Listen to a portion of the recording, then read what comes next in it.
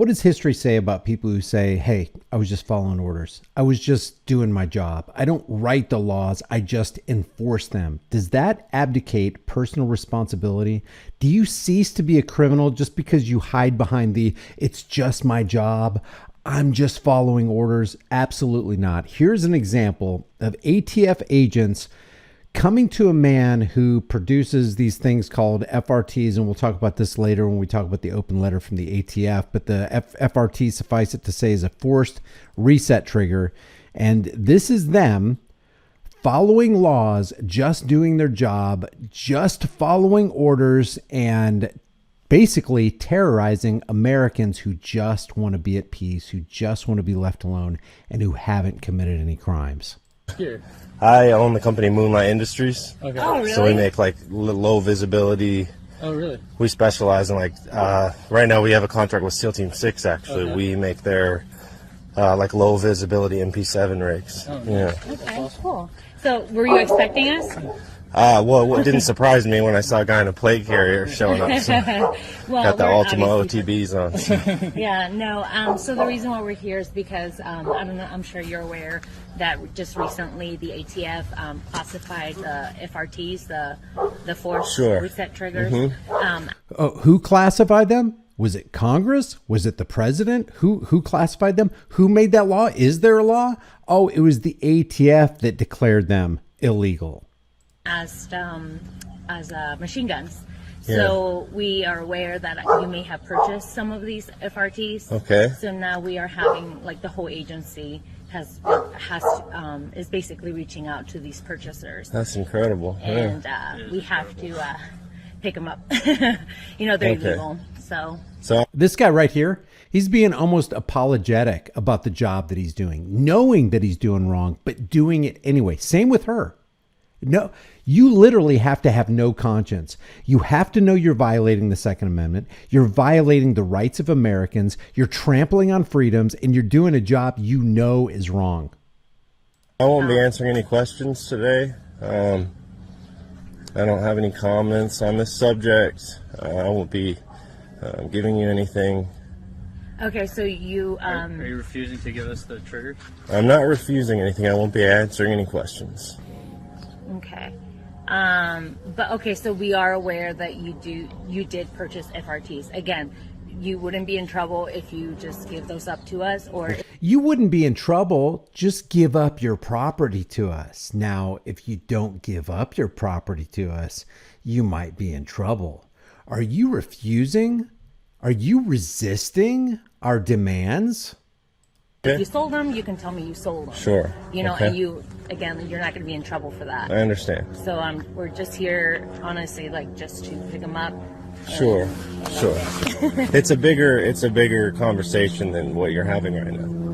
You know, you decide as you go the rules, right?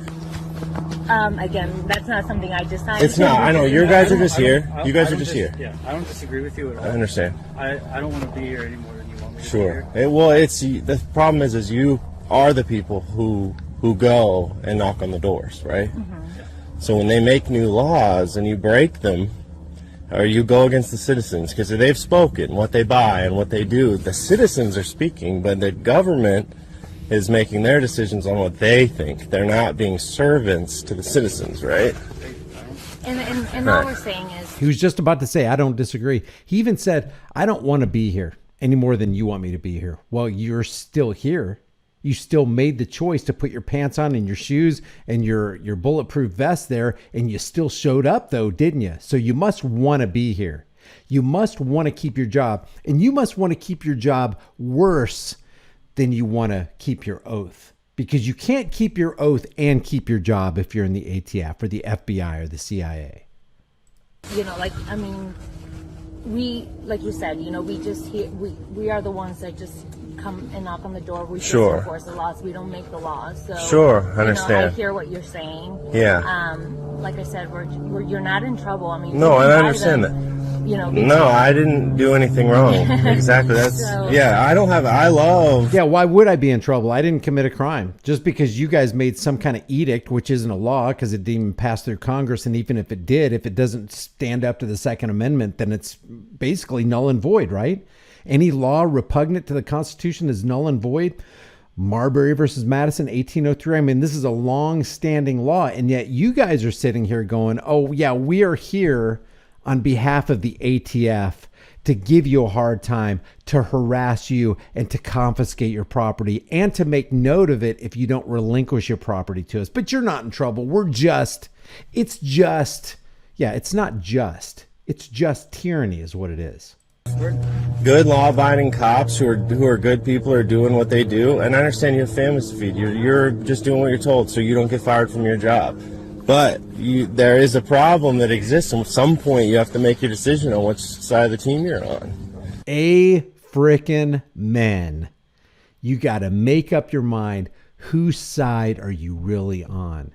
Are you on the side of the ATF, which is against Americans? Or are you on the side of the Americans, which is against the ATF? Because you're part of the ATF right now, and looks like you've already made your decision. You know you're the enemies of the people. So I won't be answering any questions. If I'm not being detained, I'm not under arrest, I'll just be leaving now. Okay.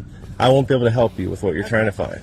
So, and just to be clear, so then now you know that if you were to be in possession of these FRTs, then you would be basically breaking the law. She just made a threat. She just to let you know, we just want to make sure we put this on the record. We want you to know that if we find out that you really got these, then you're a lawbreaker and a criminal in the eyes of the state. And we, as the agents of the state, will be forced to take away your rights as an American, which means you've picked your side, lady and dude.